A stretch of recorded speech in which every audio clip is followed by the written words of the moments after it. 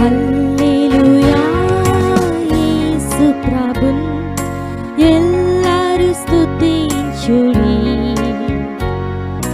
వల్లభుని చర్యలను తిలకించి స్తుతించుడి.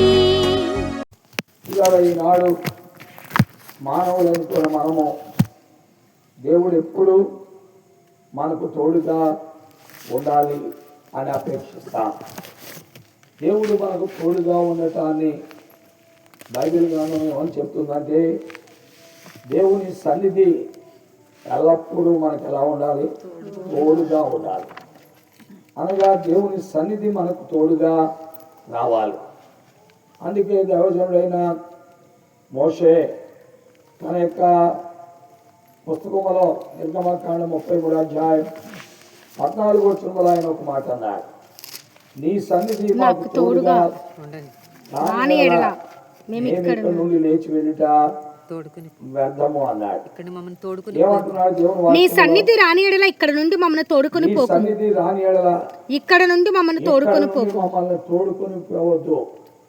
పిల్లారా, దేవుని వాక్యం వింటున్న పిల్లారా, దేవుని యొక్క సన్నిధి నీతో ఉండాలి, నీ కుటుంబంతో ఉండాలి, నీ బిడ్డలతో ఉండాలి, వ్యక్తిగతముగా నీతో ఉండాలి.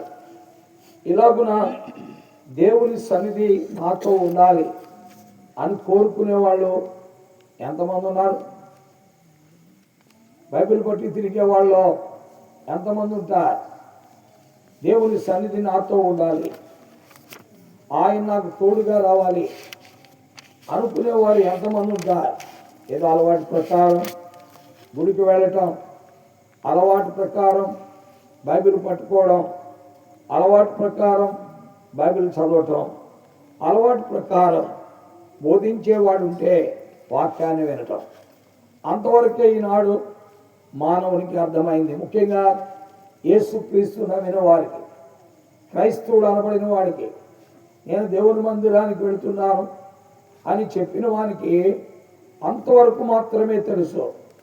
అదే దేవుని సన్నిధి అని అనుకుంటున్నాడు. పిల్లరా, దేవుని సన్నిధి ఎప్పుడూ నీకు ఎలా ఉండాలి? తోడుగా ఉండాలి. అలాగున నీవు దేవుణ్ణి కోరుకోవాలి.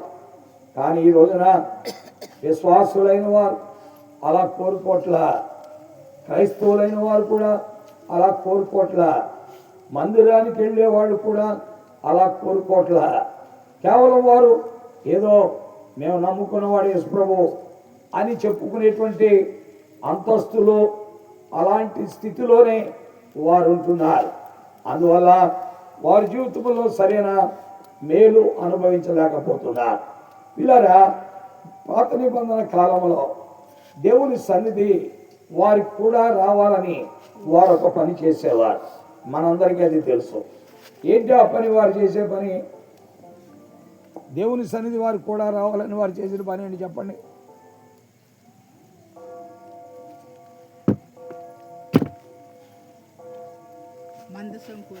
అది ఎక్సలెంట్.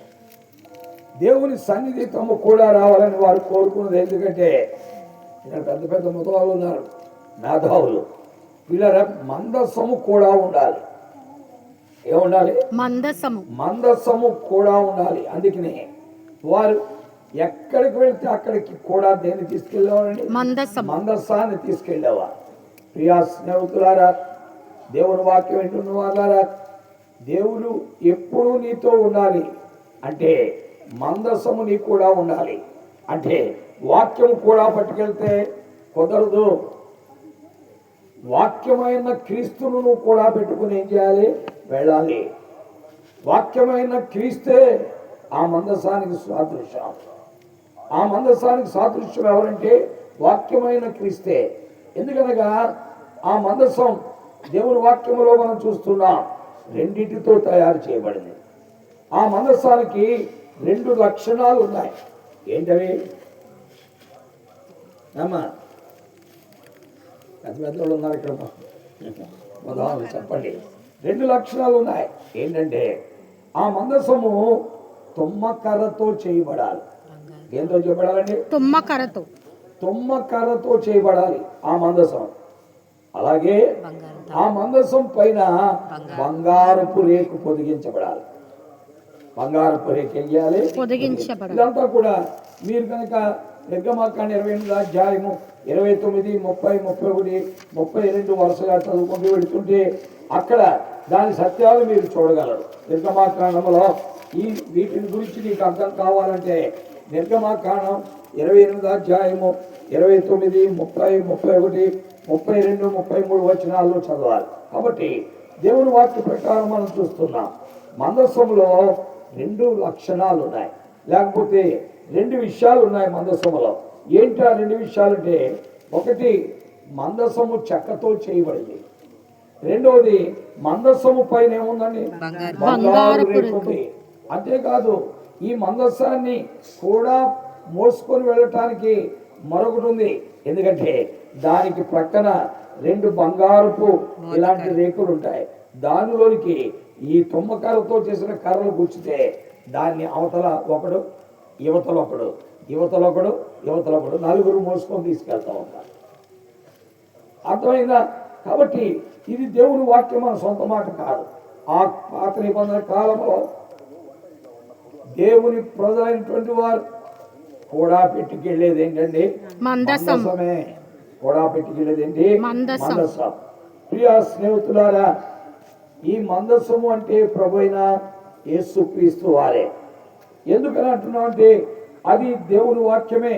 ఈ రోజున బైబిల్ కూడా పెట్టుకుని వెళ్తూ ఉన్నాం. చాలా ఒక్కొక్కసారి బైబిల్ తల దగ్గర కూడా పెట్టుకుని పడుకుంటూ ఉంటాం. ఒక్కొక్కసారి భయం వేసింది అనుకోండి, బైబిల్ అలా తెరిచి గుండెల మీద పెట్టుకుని పడుకునే వాళ్ళు కూడా ఉన్నారు. ఎందుకంటే ఆ భయం పోవడానికి గుండెల మీద పెట్టుకుని పడుకునే వాళ్ళు కూడా చాలా మంది ఉన్నారు. ప్రియ స్నేహితులారా, దేవుని వాక్యము నిజమే, అది మందసముతో పోల్చబడింది. అయితే గుండెల మీద పెట్టుకుంటే కుదరదు, గుండెల్లోకి వెళ్ళాలని. అది గుండెల మీద పెట్టుకుని పడుకుంటే కుదరదు, అది గుండెల్లోనికి వెళ్ళాలి. తలగ దగ్గర పెట్టుకుని పడుకుంటే కుదరదు, అది తలలోనికి వెళ్ళాలి. అవునా కదా? అదే చేత్తో పట్టుకుని వెళ్తే కుదరదు, అది చేతుల్లోనికి కాళ్ళలోనికి కూడా ఏం చేయాలి? వెళ్ళాలి. నీ కాళ్ళలోనికి చేతుల్లోనికి దేవుని వాక్యం వెళ్ళకపోతే నువ్వు పాపం చేస్తావు. నీ గుండెల మీద పడుకొని బైబిల్ పెట్టుకుని పడుకుంటే నువ్వు గుండెల్లోనికి అది వెళ్ళలేదు కాబట్టి నువ్వు పాపం చేస్తావు. అలాగే నీ తల దగ్గర పెట్టుకుని బైబిల్ పెట్టుకుని పడుకున్నంత మాత్రాన నువ్వు పరిశుద్ధుడు కాలేవు, పాపం చేస్తావు. ఎందుకంటే అది నీ మనస్సులోనికి ఏం చేయలేదు? వెళ్ళలేదు. కాబట్టి దేవుని వాక్యము మన అవయవాల్లోనికి వెళ్ళాలి. దేవుని వాక్యం ఏం చేయాలి? మన అవయవాల్లోనికి వెళ్ళాలి. అది వెళ్ళినప్పుడు నువ్వు దేవుడు ఎప్పుడు నీతో ఉండాలని నువ్వేం చేస్తావు? కోరుకుంటావు. లేని పక్షములో దేవుడు నీతో ఉండాలని నువ్వు కోరుకో. అర్థమైంది కదా? కాబట్టి పిల్లరా, దేవుని యొక్క సన్నిధి ఎప్పుడు మనం కోరుకోవలసిన వారమే. దేవుని యొక్క సన్నిధిని మనం ఎప్పుడు ఏం చేయాలి? కోరుకోవాలి. అందుకని ఇశ్రాయేలీలు కూడా ఎవరు వచ్చేవాళ్ళు? మందసం కూడా మందసం తీసుకొచ్చేవాళ్ళు. పిల్లలు దేవుని వాక్యములో మనం చూస్తే వారు ఎర్ర సముద్రం దాటేటప్పుడు మందసం లేదు. ఎర్ర సముద్రం దాటేటప్పుడు మందసం లేదు. కానీ ఒకటి ఉంది. ఏంటది? మేఘస్తంభం ఉంది. అదే దేవుని సన్నిధి. అది మేఘస్తంభం వారికి ముందు కూడా ఉంది. మేఘస్తంభం ఎక్కడ ఉందండి? వారికి ముందు ఉంది, వారి వెనక కూడా ఉందని లేఖనాల్లో చదువుతున్నాం. కాబట్టి ప్రియమైన దేవుని వాక్యం వింటున్న బిడ్డలారా, నీ జీవితంలో నిశ్చయముగా ప్రతి దినము ప్రతి గడియ ఈ భూమి మీద నువ్వు బ్రతికిన కాలమంతా కూడా ఆ దేవుని సన్నిధి నీతో ఏం చేయాలండి? ఉండాలి. పిల్లరా, ఇశ్రాయేలీలు ఎర్ర సముద్రం దాటేటప్పుడు మందసము లేదు. ఉందా? లేదు. కానీ యోర్దాను దాటేటప్పుడు మాత్రం ఏముంది? మందసం ఉంది. లేఖనాల్లో మనం చూస్తున్నాం స్పష్టంగా. యెహోషువ గ్రంథం 3వ అధ్యాయంలోకి మనం వెళ్ళామనుకోండి, అది యోర్దాను దాటేటప్పుడు మందసం ముందు నడిచింది అనేది వాక్యంలో మనం చూస్తున్నాం. కాబట్టి ప్రియులారా, ఎర్ర సముద్రం దాటేటప్పుడు మందసము లేదు, కానీ యోర్దాను దాటేటప్పుడు ఏముందండి? మందసం ఉంది. ఎర్ర సముద్రము దాటేటప్పుడు ఏముంది? మేఘం, మేఘస్తంభం ఉంది. వారికి ముందుంది, వారి వెనక ఉంది. వారికి ముందుంది, వారికి వెనకాల ఉంది. కాబట్టి ప్రియారా, ఉదయం లేవడంతో దేవుని సన్నిధి నీతో ఉండాలని, దినమంతా అది నీతో ఉండాలని నువ్వు కోరుకోవాలి. ఎవరైతే అలాగున లేవడంతో మోకాళ్ళ మీదకి వచ్చి దేవుని వైపు చూచి అలా కోరుకోడు, ఆ కుటుంబ జీవితం, ఆ వ్యక్తుల జీవితం, ఆ యవనస్తుల జీవితం, ఆ కుటుంబంలో ఉన్న వ్యక్తుల యొక్క జీవితం భ్రష్టత్వానికి వచ్చేస్తుంది. అందుకనే లేవడంతో మొట్టమొదట ఎక్కడ ఉండాలండి? దేవుని సాన్నిధ్యంలో నువ్వు కనబడాలి. నువ్వు లేవడంతో దేవుని సాన్నిధ్యంలో కనబడాలి. అందులోకి దేవుడు ఉదయం అయితే మనతో బాగా మాట్లాడతాడు. అదే మనం టైం గడిచేకూడదు, దేవుడు మనతో మాట్లాడలేదు. అలాంటప్పుడు నువ్వేం చేస్తున్నావు? ఉదయం 9ంటికి లేచావు అనుకోండి, అసలు దేవుడు వెళ్ళిపోయాక నువ్వు లేస్తావు అనమాట. అంటే 9ంటికి లేచావు, నువ్వు 8ంటికి లేచావు. ఉదయమే 4:30కి లేచినప్పుడు దేవుడు నీతో మాట్లాడగలిగినటువంటి సమర్థుడు. 5 గంటలకి లేచినప్పుడు దేవుడు నీతో మాట్లాడతాడు. ఈ దినం నువ్వేం చేయాలో చెప్తాడు, ఎలా ఉండాలో చెప్తాడు, ఎలా నడవాలో చెప్తాడు, ఏ పని చేయాలో చెప్తాడు. ఉదయం నేను లేవడంతో ఈ దినం జగన్నాథపురంలో కూడిక. మనం ఈ కూడిక మందిరంలోనే పెట్టాలా, ఎక్కడ పెట్టాలా? ప్రభు పాదాల దగ్గరికి వెళ్ళాలి. ప్రభు ఆలోచన ఇచ్చాడు, ఏమనంటే కవ్వగుంట్లో పెట్టాలి. అయితే కవ్వగుంట్లో పెట్టాలంటే దీనికి మనకి సహకారులు కావాలి. కవ్వగుంట్లో పెట్టాలంటే దీనికి సహకారులు కావాలి. ఎవరు మనకి సహకారి? అక్కడ లోకల్గా ఉండేటువంటి ఇస్సాక్, అతనికి ఫోన్ చేశాం. అతనికి ఏం చేశాం? ఫోన్ చేసి బాబు ఇలా కవ్వగుంట్లో మీటింగ్ పెట్టాలనుకుంటే అతను అన్నాడు, ఈరోజు నీ ప్రోగ్రామ్ ఏంటని మొట్టమొదటి అడిగా. ఈరోజు నీ ప్రోగ్రామ్ ఏంటని అడిగితే లోకల్గానే ఉంటానండి, ఏం ప్రాబ్లం లేదు, వస్తాను. అయితే నువ్వు అక్కడ మొట్టమొదటి ఇవన్నీ చూసే అక్కడ కుర్చీలు ఏర్పాటు చేయి, ఆ తర్వాత పట్టాలు ఏర్పాటు చేయి. అతనే చెప్పాడు, ఇవన్నీ నేను చూసుకుంటానండి, మరి గొట్టాలు గిట్టాలు మాత్రం మీరు తేవాలి, ఇక్కడ యూనిట్లు పోయినాయి అన్నాడు. అవన్నీ మేము తీసుకొస్తాను, నీకేం ప్రాబ్లం. సరే, అప్పుడు అది అయిపోయిన తర్వాత మళ్ళా తనకు అది అప్పగించిన తర్వాత నా పనిలో నేనున్నా, మళ్ళీ బైబిల్ పుస్తకాలు చదువుకోవడం. అవునండి.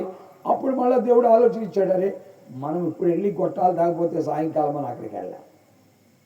కాబట్టి 12 గంటలకి 1 గంటకి మేము లేచి మా పాప నేను కలిసి వెళ్ళి ఆదరణకి వెళ్ళి గొట్టాలు తీసుకొచ్చాం. పిల్లరా, దేవుని సన్నిధి నీతో ఉన్నప్పుడు నీవు దేవుని కొరకు ఏం చేయాలనే విషయాలు దేవుడు నీకేం చేస్తూ ఉంటాడు? బోధిస్తాడు. దేవుని సన్నిధి నీతో లేనప్పుడు నువ్వు నిద్రపోతిగా ఉంటావు, సోమరిపోతిగా ఉంటావు. దేవుని సన్నిధి నీతో ఉండదు. అందుకనే ఆ యోనా ఓడ దిగువ భాగానికి పోయి ఏం చేస్తాడు? నిద్రపోతున్నాడు. ఎందుకని? యెహోవా సన్నిధిలో నుండి అతను ఏమైపోయాడు? పారిపోయాడు.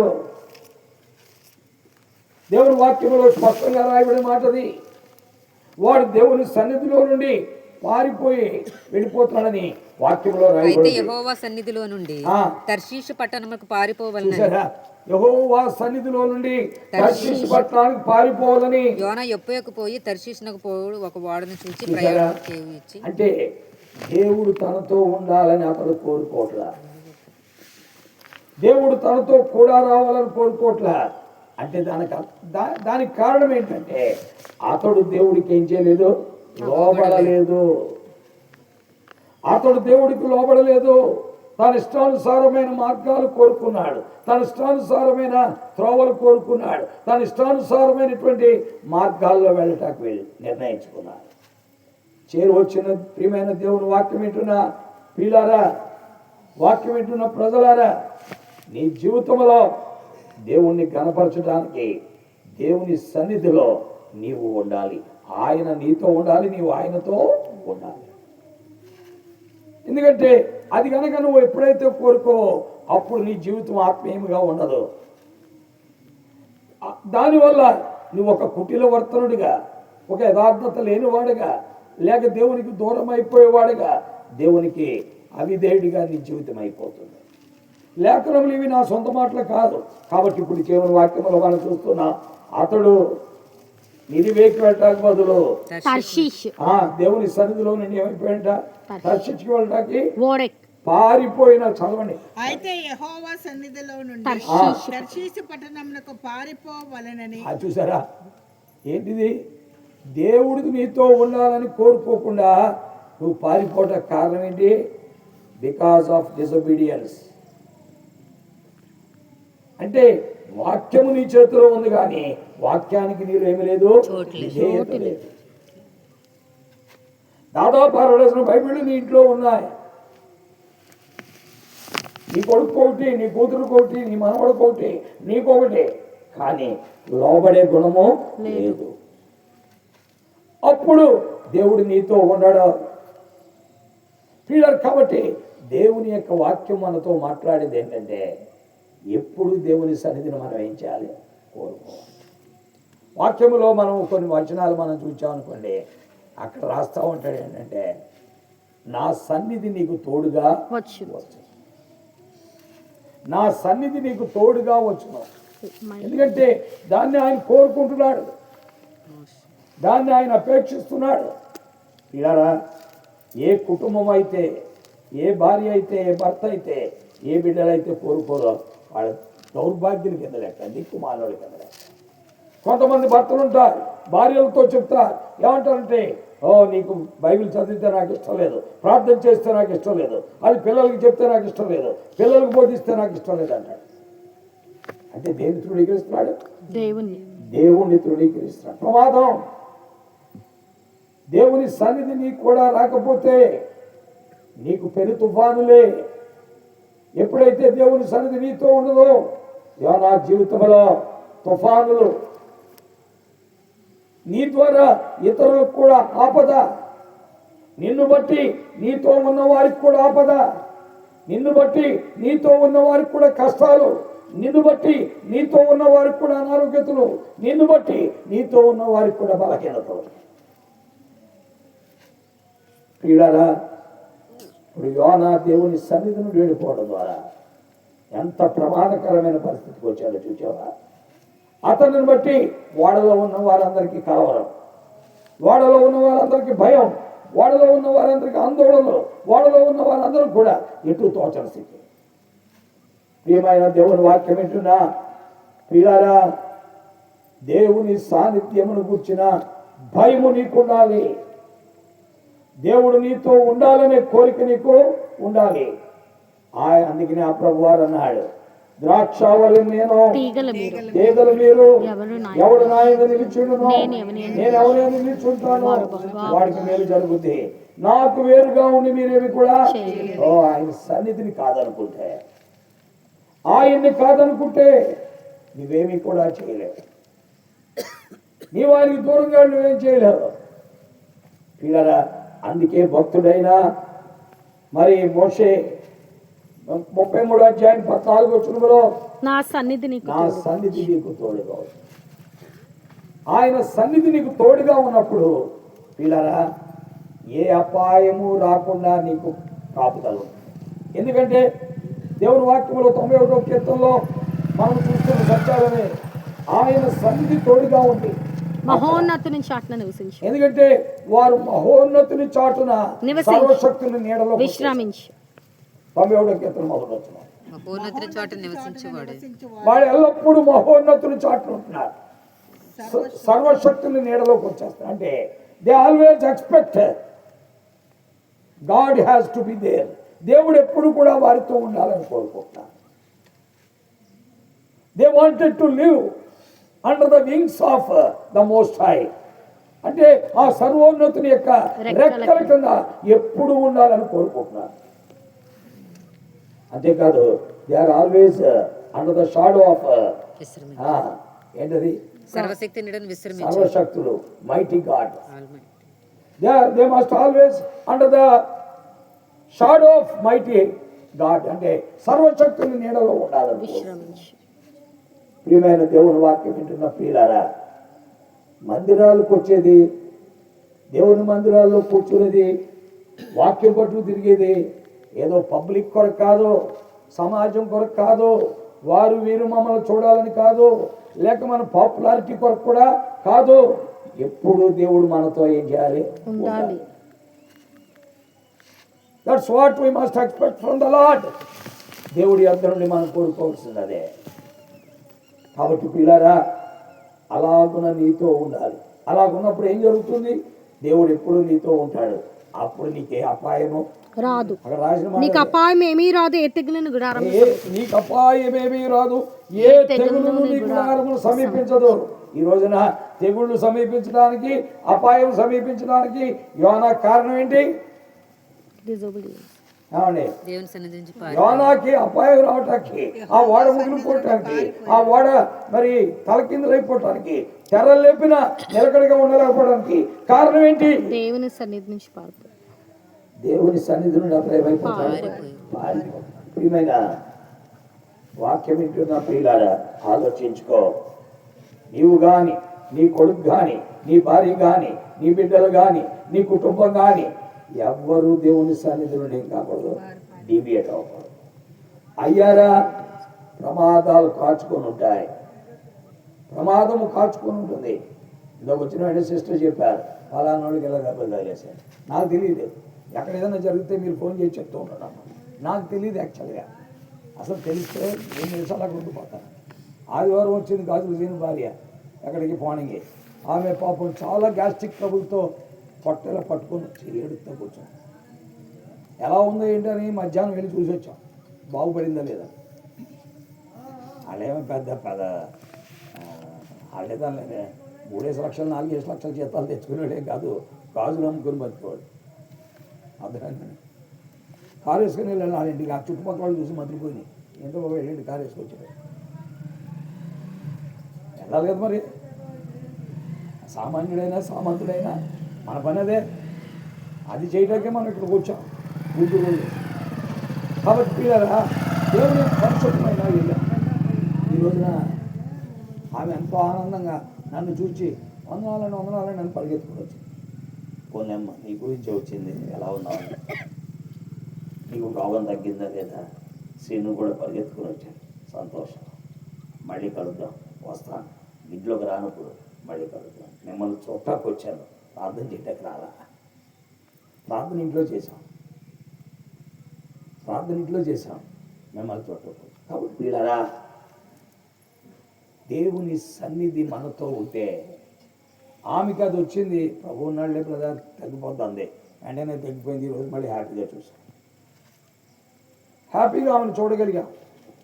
కాబట్టి ఎప్పుడు కూడా మన జీవితంలో మనకు కావాల్సింది అదే. అందుకే వాళ్ళ ఫిరంగల దెబ్బకు వచ్చిన వెంటనే ఇదివరకు మనకు పరిచయం లేదు. పరిచయం అయినప్పటి నుంచి ముందు గాజులు అక్కడ పెట్టి వచ్చి, ఆ గాజుల బండి అక్కడ పెట్టి ముందు ప్రార్థన చేయించుకొని వెళ్తారు.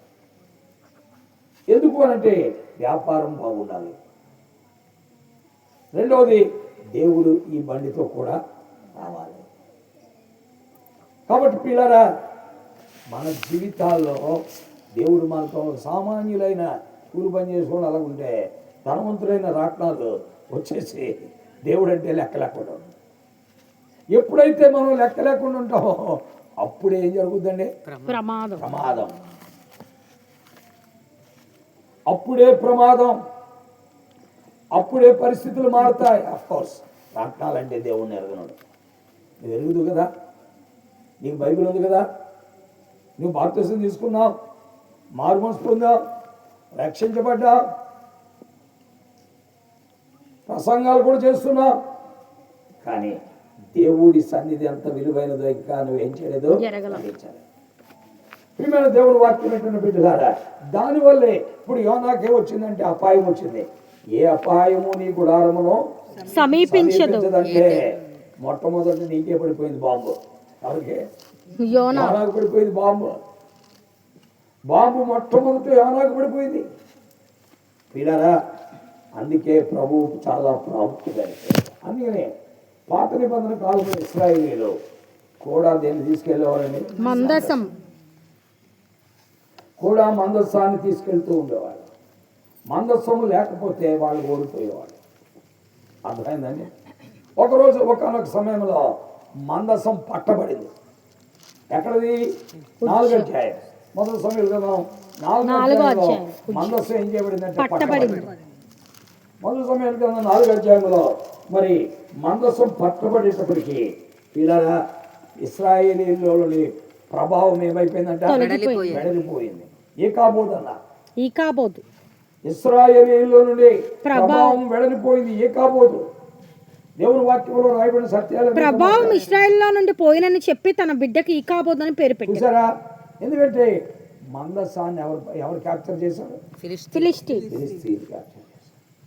మందస్సాన్ని ఫిలిస్తీన్ క్యాప్చర్ చేశారు. డొనాల్డ్ ట్రంప్ ఏ రీతిగా అయితే ఆ యొక్క అరకుల కొమ్మాయిని ఉండేటువంటి ప్లేస్ని క్యాప్చర్ చేశాడు, అలా క్యాప్చర్ చేశారు. ఎప్పుడైతే క్యాప్చర్ చేశారో వీళ్ళకి మహిమ కోల్పోయారు. ఎవరంటే ఇశ్రాయేలీయులు మహిమ కోల్పోయారు. వీళ్ళ మందస్సములో ఉన్న గొప్ప సంగతి ఏంటంటే మందస్సాన్ని ఇశ్రాయేలీయులు కూడా పెట్టుకుని వెళ్తే వీళ్ళకి లాభం. దాన్ని కనుక దేవుణ్ణి ఎరగనోడు కూడా పెట్టుకెళ్ళాడు వాడికి నష్టం. వాడికి ఏముంది? నష్టం.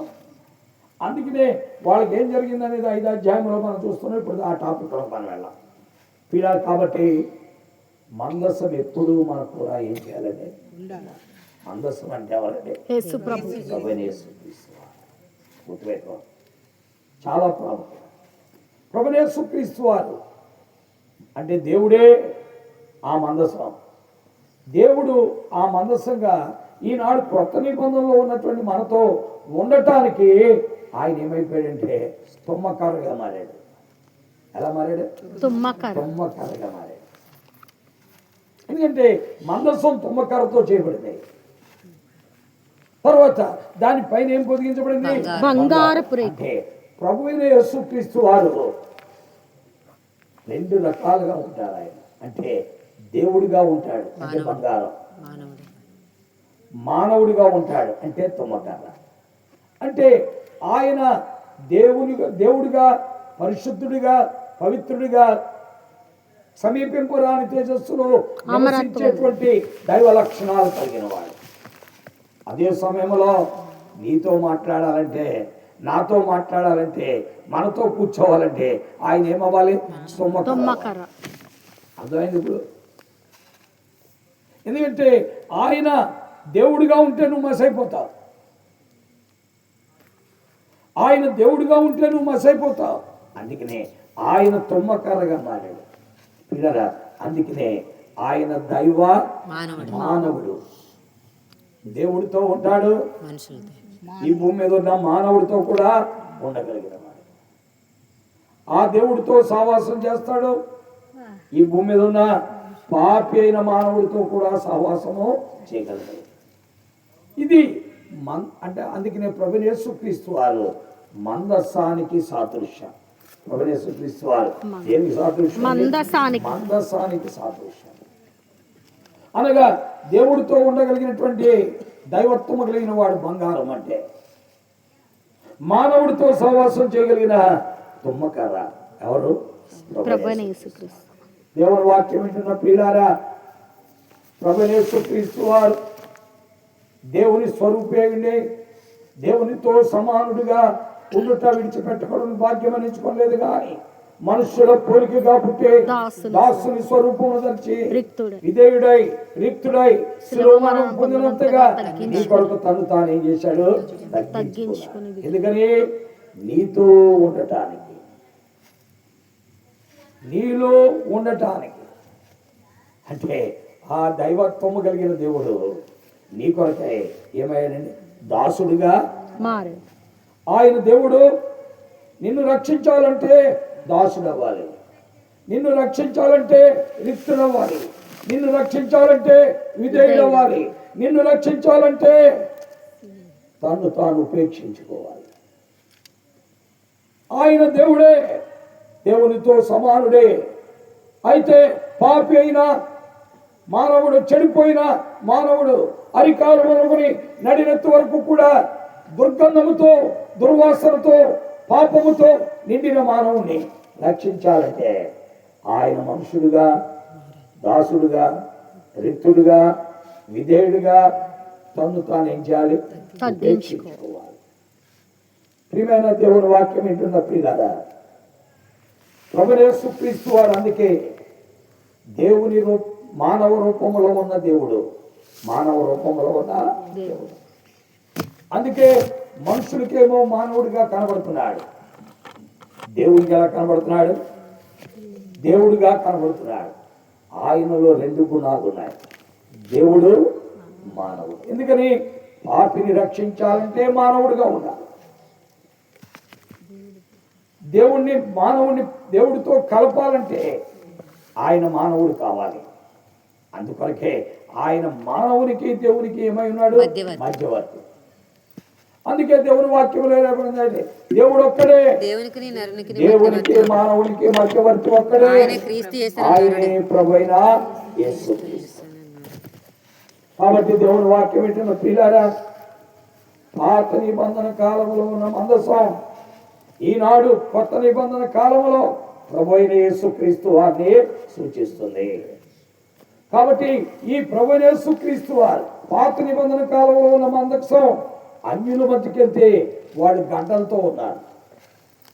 వాళ్ళ శరీరం అంతా ఏమొచ్చాయట? గడ్డలు వచ్చాయని రాయబడింది. కానీ కొత్త నిబంధన కాలంలోని మందసమైన యేసుక్రీస్తు అందరికీ ఏమై ఉన్నాడు? ప్రభువై ఉన్నాడు. ఎవరికైనా సహాయము చేయగలిగిన వాడు, ఆయన వద్దకు వచ్చిన ఏ వ్యక్తిని త్రోసివేయనటువంటి వాడు, ఏ వ్యక్తికైనా సహాయపడి వారి వ్యక్తిని ఆదరించేవాడు, ధైర్యపరిచేవాడు, బాగు చేసేవాడు. ప్రియా స్నేహితులారా, ఆ యేసుక్రీస్తు ప్రభు రెక్కల కిందకు, ఆయన నీడలోకి ఎవరైతే వస్తారో వారు బాగుపడతారు, వారు బాగుపడతారు. అందుకే వారికి 2 చేయటానికే యేసు ప్రభు మానవుడిగా భూమి మీదకి వచ్చాడు. ఏంటి 2? మొట్టమొదటిది రక్షించుటకు, రెండవది తోడుగా ఉండటానికి. అర్థమైంది? ఇప్పుడు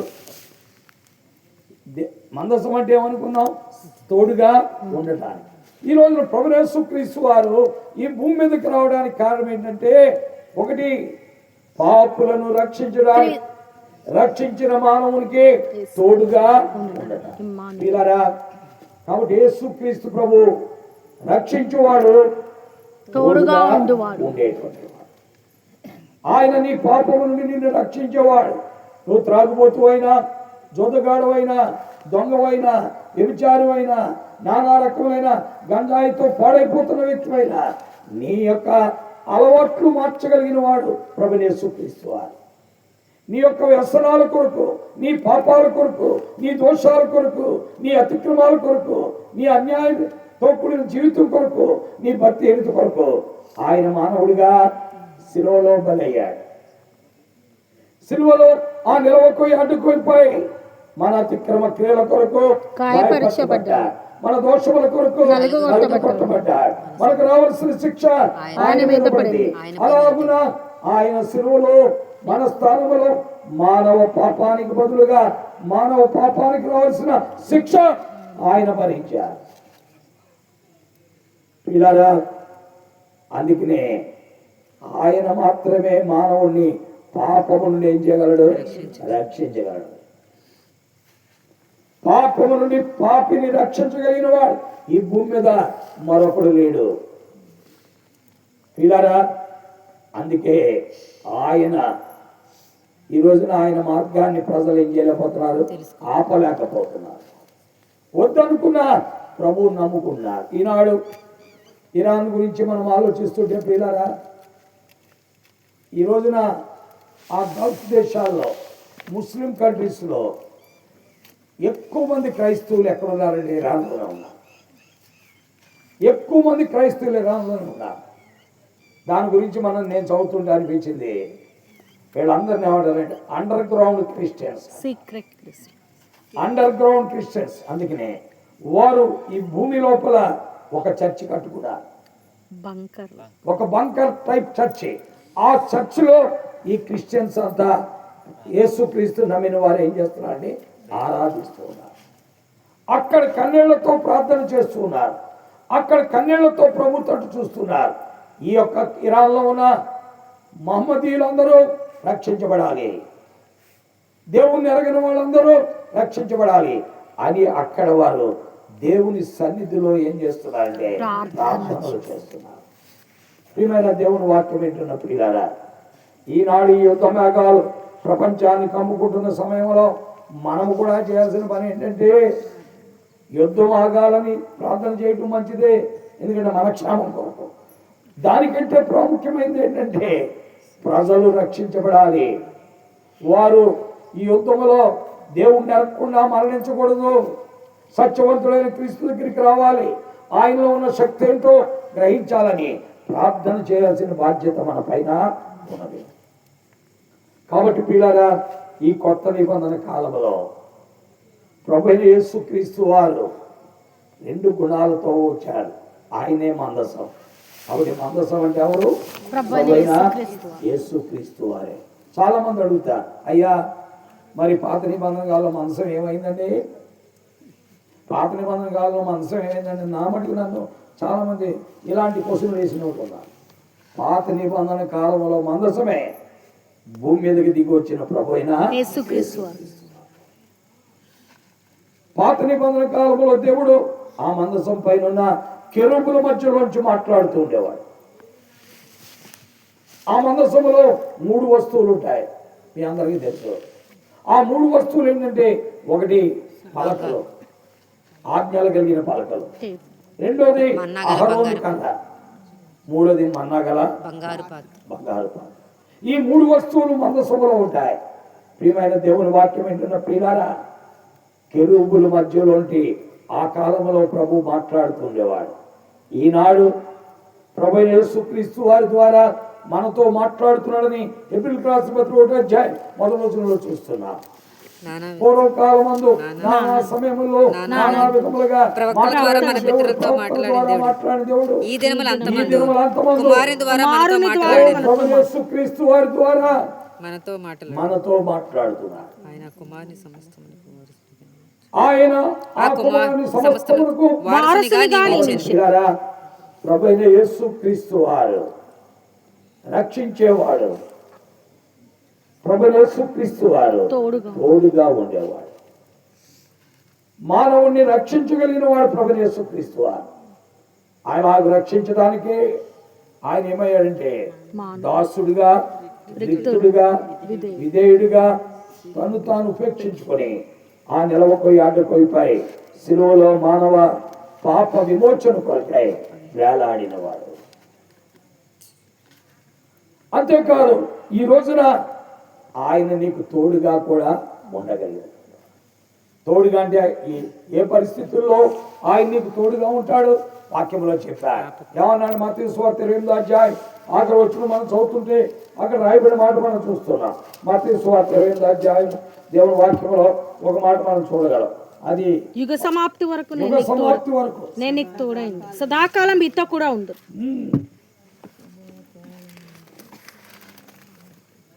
ఈ ప్రపంచము ముగించే వరకు కూడా మనకు తోడుగా ఉండేవాడు మన ప్రభువైన యేసుక్రీస్తు. దేవుని వాక్యం వింటున్న ప్రియులారా, ఈ యొక్క సమాప్తి వరకు కూడా మనకు తోడుగా ఉండేవాడు ఎవరండి? మన ప్రభువైన యేసుక్రీస్తు. దేవుని వాక్యం వింటున్న ప్రియులారా, కాబట్టి ఆయన నీ పాపము నుండి నిన్ను రక్షించేవాడు. రక్షించిన తరువాత నిన్ను విడిచిపెట్టేవాడు మాత్రము కాదు, నీకు తోడుగా ఉండేవాడే. నీవైనా ఆయన్ని విడిచిపెట్టి తిరగొచ్చు, నీవైనా నీ మేనమామ కొట్లో ఉంటే అక్కడికి వెళ్ళిపోయి ఇక్కడికి రాకుండా ఉండవచ్చు. మేనమామైనా ఏమంటుంది? నువ్వు అయోమయ స్థితిలో ఉన్నావు, మేనమామ దగ్గరికి వెళ్ళావు. కాబట్టి వీళ్ళరా, ప్రభువుని వెంబడించే వారికి ప్రభు ఎప్పుడు ఎలా ఉంటాయండి? మనమైనా ఆయన విడిచిపెట్టొచ్చేమో కానీ ఆయన మనల్ని ఏం చేయండి. అందుకే ఆయన అన్నాడు, ఏమన్నాడు? 13వ అధ్యాయం 5వ వచనం హెబ్రీయులకు రాసిన పత్రికలో మనం చదువుతున్నాం. ఏమనంటే, ఎన్నడను ఏమాత్రమును. ఆయన మనల్ని రక్షించడమే కాదు, మనల్ని ఎప్పుడు ఎడబాయకుండా మనకు తోడుగా ఉండటానికి ఈ భూమి మీదకు వచ్చిన వాడే మన ప్రభువైన యేసుక్రీస్తు. అందుకనే మనం చదివాం. మత్తయి సువార్త 1వ అధ్యాయం 21వ వచనం, మత్తయి సువార్త 1వ అధ్యాయము 23వ వచనం మనం చదివాం. అక్కడ 2 విషయాలు మీకు చూసాం. ఒకటి రక్షించుట, రెండవది తోడుగా ఉండుట. ఒకటి రక్షించుట, రెండవది తోడుగా ఉండుట.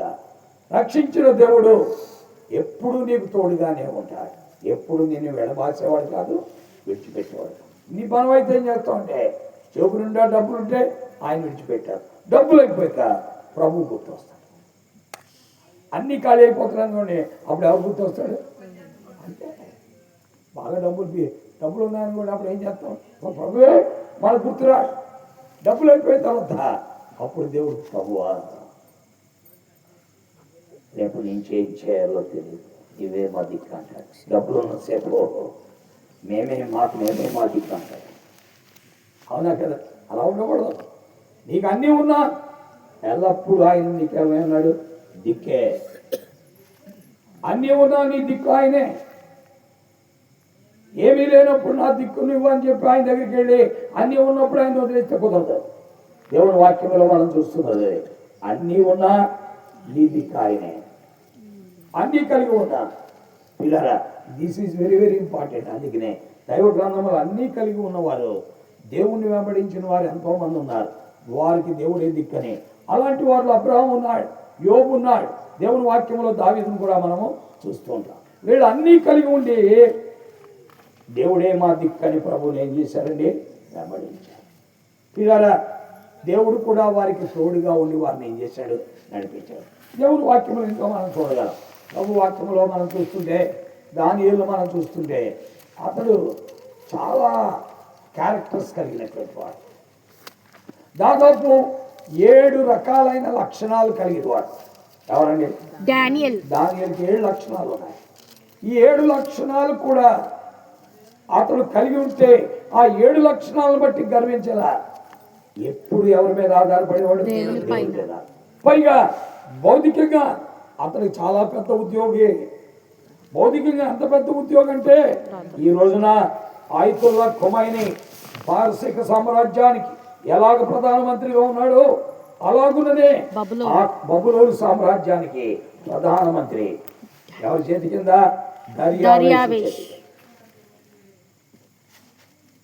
దర్యావేషు చేతి కింద.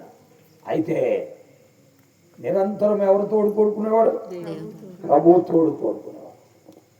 ఎప్పుడు ప్రభువే కావాలి. అందుకనే అతను సమృద్ధిలో ప్రభుని కోరుకున్నాడు. ఇప్పుడు సింహభవనంలోకి వెళ్తున్నా అక్కడ కూడా నీవు ఉంటావు, నాకేం భయం లేదు. అక్కడ కూడా నీవు ఉంటావు. ఎందుకంటే సర్వోన్నతిని చాటున సర్వశక్తుల నీడను విశ్రమించే వాడికి ఏ భయమో లేదు. వాడు దేనికి భయపడడు. వాక్యంలో రాయబడిన సత్యాలు అవే కదా. ఏమని చూస్తున్నా? మహోన్నతిని చాటున నివసించేవాడు, సర్వశక్తుల నీడను విశ్రమించేవాడు. వాడు దేనికి భయపడడు. అందుకనే దేవుని వాక్యంలో 41వ అధ్యాయం 13వ వచనం యెషయా గ్రంథంలో మనం చూస్తున్నాం. ఏమని రాయబడి చదవండి. నీ దేవుడైన యెహోవానికి భయపడకుము, నీ దేవుడైన యెహోవా నీకు తోడైనాడు. భయపడకుము, నీ దేవుడైన యెహోవా నీకు తోడైనాడు, కుడి చేతిని పట్టుకొనిచున్నాడు. కాబట్టి నువ్వు నా కుడి చేతులు పట్టుకునేవాడు. నాకు భయం లేదు, నువ్వు నాకు తోడుగా ఉంటావు. సింహాలు కూడా నన్ను ఏమి కూడా చేయలేదు. ఇది విశ్వాసం. ఈ విశ్వాసం నీకు లేనప్పుడు కుటుంబంలో కలిగే ఆ సమస్యలు, ఆ రకమైన ఇరుకులు, ఆ రకమైన ఇబ్బందులు, ఆర్థిక పరిస్థితులు, లేక ఇంకొక పరిస్థితి, ఎలా ఈ బతుకని జీవితంలో కలవరపడిపోతాం. ఆయన నీకు తోడుగా ఉన్నప్పుడు నువ్వు భయపడవు. కేవలం ఆయన విశ్వాసం ఉంచుతావు.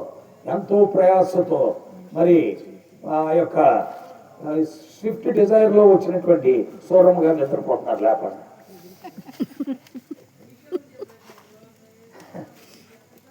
చాలా విచారకరమైన విషయం. ఎంతో దూరం ఉండి స్విఫ్ట్ డిజైర్లో వచ్చి ఇక్కడ కొత్త కోగుట్లో ఈ యొక్క చలిలో నిద్రపోవడానికి వచ్చింది. కాబట్టి పిల్లరా, దేవుని వాక్యములో మనం చూస్తున్నాం, దానియేలు తన యొక్క జీవితంలో ప్రభు పైన అనుకున్నటువంటి వాడు. తనకున్నటువంటి అన్ని లక్షణాలను బట్టి నాకు అన్నీ ఉన్నాయి, ఇంకేం పర్లేదులే, దేవుడు లెక్కలేదని అనుకోలే. చాలాసార్లు మనకు కొద్దిగా డబ్బు పెరిగితే, ఆస్తి పెరిగితే, అంతస్తు పెరిగితే ఇక దేవుడు మనకి లెక్క ఉండదు, దేవుడి కార్యాలు లెక్క ఉండవు, దేవుడి మార్గము లెక్క ఉండదు, దేవుని పని లెక్క ఉండదు, దేవుని పరిచర్య కూడా లెక్క ఉండదు. పిల్లరా, ఆయన అలాంటి కాదు, దేవుడే ప్రాముఖ్యము తనకి జీవితంలో. అందుకే ఇలాంటి వ్యక్తులకి ఏం చేస్తా అంటే దేవుడు ఒక వాగ్దానం ఇచ్చాడు ఇలాంటి వ్యక్తులకి. ఏంటి ఆ వాగ్దానం అంటే 91వ కీర్తన 16వ వచనంలో మనం చూస్తున్నాం. ఏమంటున్నాడు చదవని? 91వ కీర్తన 16వ వచనం 15-16 వచనాలు చదువుతుంటే అది రాయబడిన మాట మనం చూస్తాం.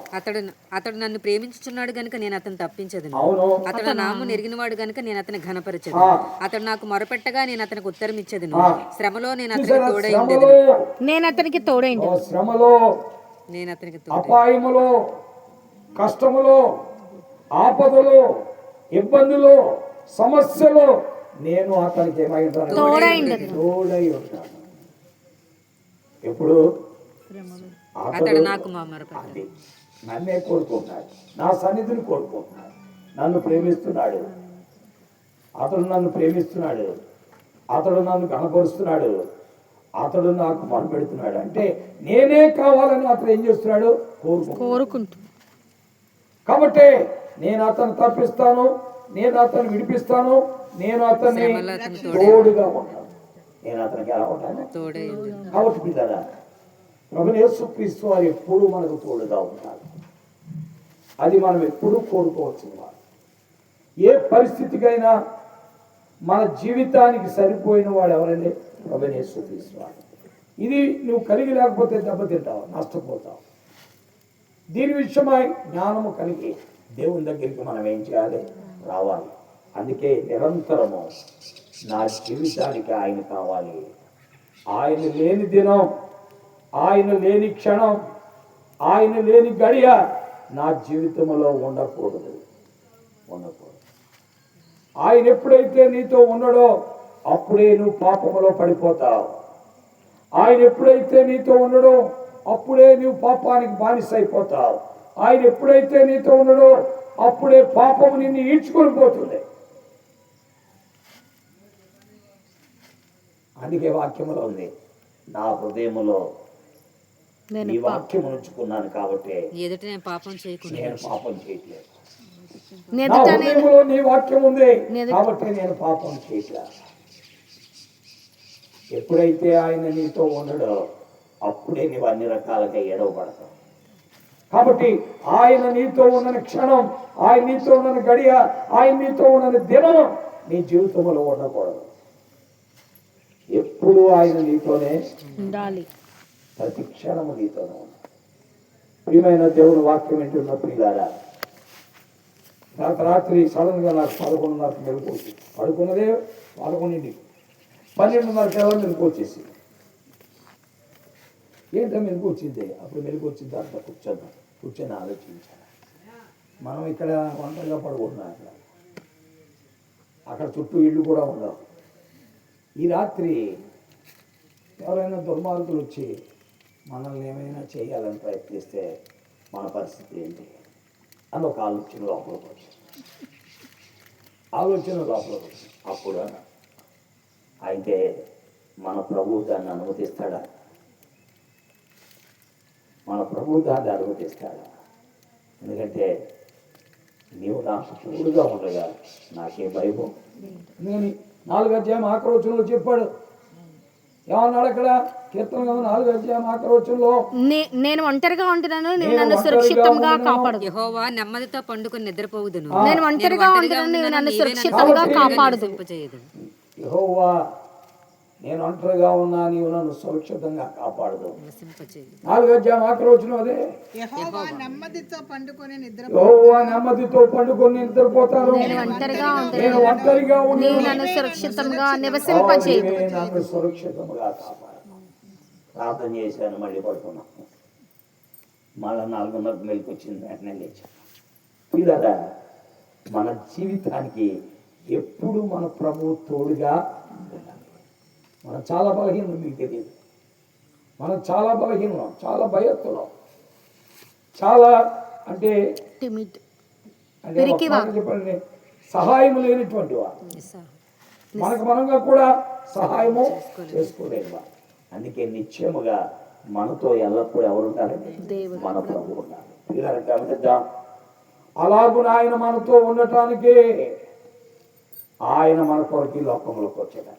అందుకని అక్కడ రాయబడింది, ఆయన నిన్ను రక్షించడానికి, పాపము నుండి రక్షించడానికి వచ్చాడు. రెండవది, ఆయన నీకు తోడుగా ఉండటానికి కూడా వచ్చాడు. అందుకనే దేవుడు మనకు తోడని అర్థము అని చెప్పాడు. కాబట్టి నమ్ముదాం, విశ్వాసం ఉంచుదాం, ప్రభువుని వెంబడిద్దాం, ప్రభువుని ప్రేమిద్దాం. ఆ దివ్యమైన దేవుడు ఎల్లప్పుడూ మనల్ని విడవనేటువంటి వాడు, సహాయకుడు.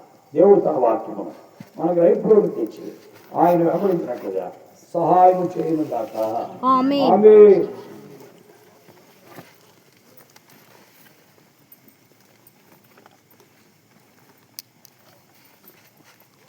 ఎవరికి వారే ప్రార్థన చేసుకుందాం.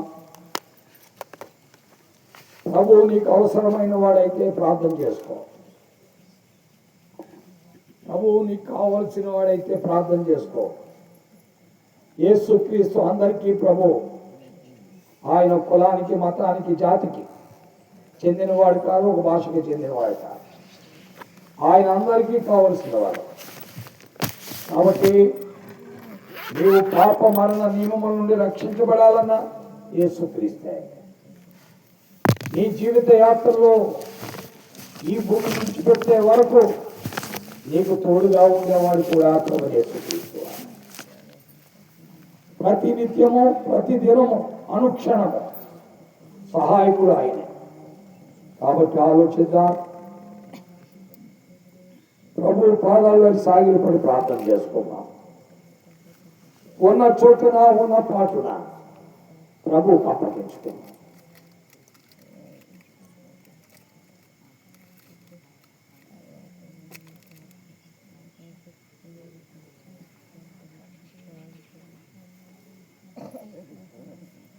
ప్రేమగల పరిశుద్ధుడైన మా తండ్రి, నీ నమ్మకమైన నామం కొరకాయ నీకు స్తోత్రాలు.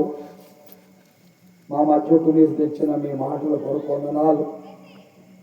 కొంత సమయం మాత్రమే నీ వాక్యమును ధ్యానించాం. మీరే ముద్రించి ఫలితాల్లో తీసుకురండి. విన్న హృదయాల్లో విశ్వాసాన్ని కలుగు చేయండి. మా యొక్క జీవితాల్లో నీవు మాకు ప్రాముఖ్యమని ఎరిగి నిన్ను వెంబడించే కృప మీరు మాకు దయచేయండి.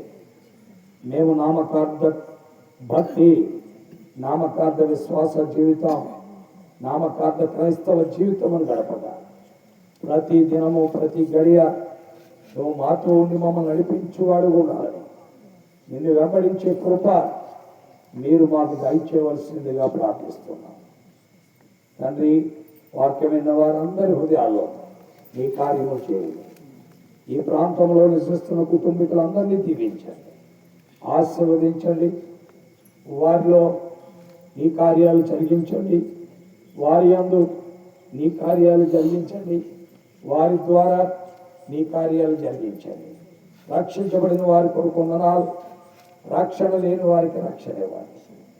మీరే మహిమ, ఘనత, ప్రభావాలు పొందమని మీ చేతులకు సమర్పించుకుంటూ విస్తారమైన కృప, మీ దయ కోరుకుంటూ నీ పాద సాన్నిధ్యంలో సాగిలపడుతూ నీకే మహిమ, ఘనత, ప్రభావములు ఆరోపించుకుంటూ యేసుక్రీస్తు వారి అత్యున్నతమైన, ఘనమైన, శ్రేష్టమైన, హెచ్చించబడిన అద్వితీయ మహోన్నతమైన నామములో స్తోత్రించి ప్రార్థించి బ్రతిమలాడి వేడుకుంటున్నాము తండ్రి.